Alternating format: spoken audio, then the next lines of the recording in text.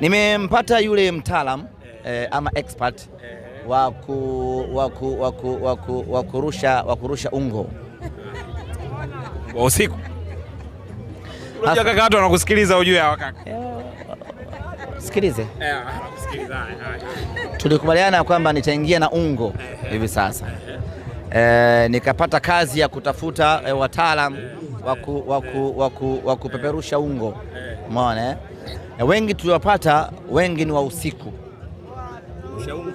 Wa usiku kila mmoja bana, kweli mimi ungo nao mzima, lakini mimi kazi zangu ni za usiku. Sasa hao wakatupa wakati mgumu. Sasa tumempata mtaalamu mmoja ama expert, tumeni expert.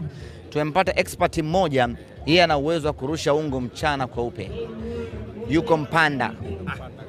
Ungo usha yule Katavi. Mchana. Kwa tumeshamtumia nauli hivi sasa, anakuja atawasili hapa kesho Alhamis. Tutafanya majaribio Ijumaa namna ya kuruka na ungo na kutua pale. Ziko option mbili. Nasubiri tuchague moja.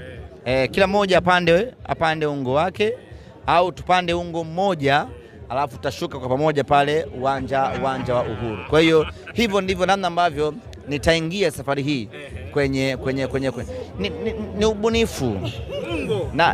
Ungo ni usafiri wa anga. Unanasa wapi? Unaona watu wananasa.